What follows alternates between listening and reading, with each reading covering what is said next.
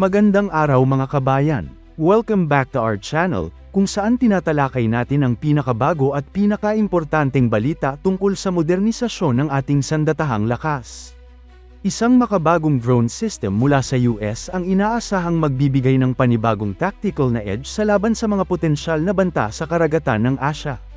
At may posibilidad, malaki ang posibilidad, na i-deploy ito sa ating mismong bansa, ang Low-Cost Uncrewed Combat Aircraft System o mas kilala bilang LUCAS.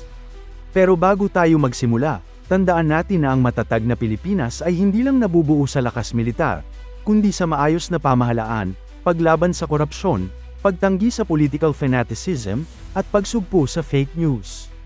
Mahalaga yan para sa tunay na seguridad at katatagan ng bansa. Ang LUCAS ay isang Group 3 UAS o Unmanned Aerial System. Ang ibig sabihin nito, medium range at medium size siya kumpara sa malalaking drone gaya ng MQ-9 Reaper. Pero ang pinakakinatatakutan dito, inspired siya sa Iranian Shahed drones, yung ginamit ng Russia sa Ukraine. Pero sa kaso ng US version, hindi lang ito kamukha, mas advanced, network, at multi-role pa. Ang disenyo ng LUCAS ay ginawa para sa mass deployment.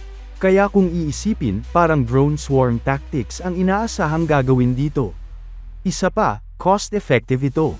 Sa halip na gumastos ng daan-daang milyong dolyar para sa isang manned aircraft, kaya na nitong gawin ang mga specific strike missions sa murang halaga. Ayon sa mga analyst, malaki ang maitutulong ng LUCAS para sa Distributed Maritime Operations ng US Indo-Pacific Command o USINDOPACOM.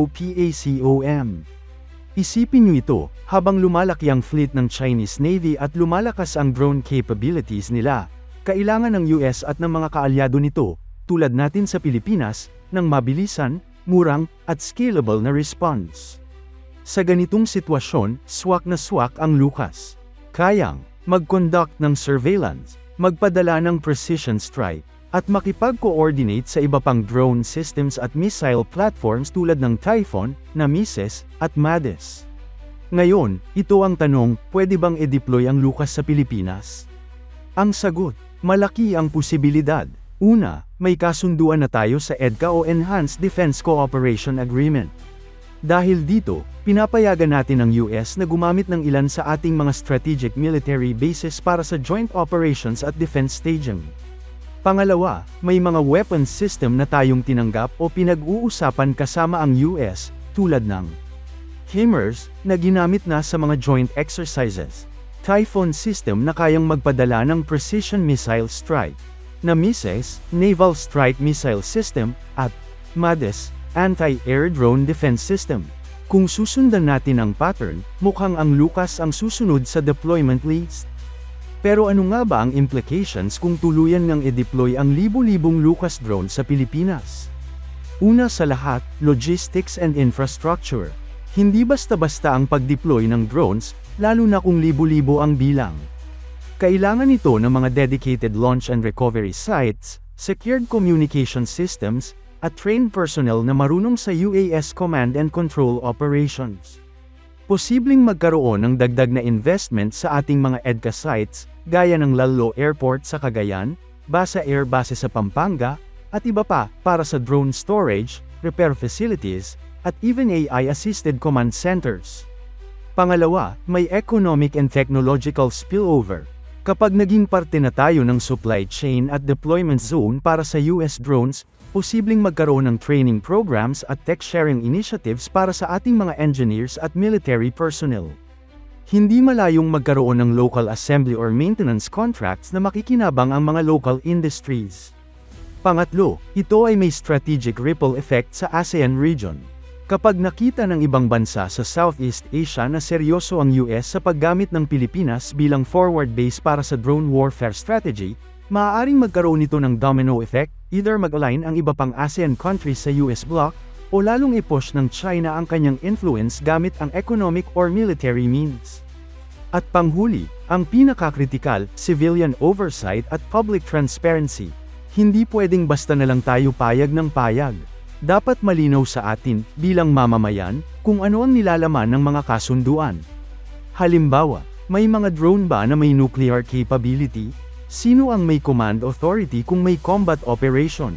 Paano kung magkaroon ng accidental strike o drone crash sa civilian area? Ang mga tanong na ito ay hindi para sirain ang partnership, kundi para tiyakin na ang bawat galaw ay may accountability at respeto sa ating soberenya. At higit sa lahat, dapat nating itanong, ano ba ang long-term goal? Pansamantala lang ba ang deployment, o unti-unti na tayong nagiging bahagi ng permanent US military presence sa rehiyon?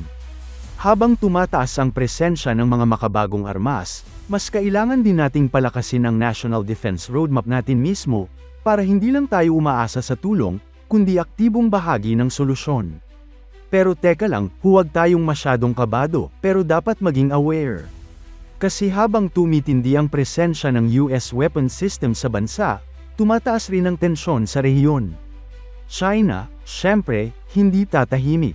Lalo na't may mga sigalot pa sa West Philippine Sea, at may mga ulat na rin ng Chinese drone activities malapit sa Mindoro at sa Batanes Strait. Kung mangyari na nga ang full LUCAS deployment, parang multi-layered drone warfare environment na ang makikita natin dito sa Indo-Pacific. Hindi lang ito laban ng mga barko at eroplano, ito'y laban ng data, drone swarms, at AI coordination. At sa gitna ng lahat ng yan, nandoon tayo. Ayon sa ulat ng Defense Blog, tapos na ang testing phase ng LUCAS. Ang kumpanya sa likod ng drone, ang SpectreWorks, ay nagsabing ready for production na ito at ready for integration with allied forces. Ibig sabihin, anytime from now hanggang sa susunod na taon, pwede na itong makita sa mga base, baka nga dito pa unang i-test ang interoperability sa mga Filipino units. Malamang sa mga susunod na balikatan exercises, kasama na ito sa demonstrations. Kaya ito ang tanong sa atin mga kabayan. Threat ba ito o opportunity? Para sa ilan, nakakabahala, parang lumalapit tayo sa dulo ng kapayapaan. Pero para sa iba, ito'y malinaw na tanda ng strategic partnership at collective defense preparedness kasama ang US. Sa dulo, mahalaga ang transparency sa deployment ng mga ganitong tech. Dapat nating bantayan ang magiging epekto nito sa ating sovereignty, sa ating diplomatic stance, at higit sa lahat, sa kaligtasan ng bawat Pilipino. Pero kung titingnan natin mula sa tactical at strategic point of view, mas mabuti nang may panlaban kaysa walang kalaban-laban. Ang LUCAS ay hindi lamang drone, ito ay mensahe.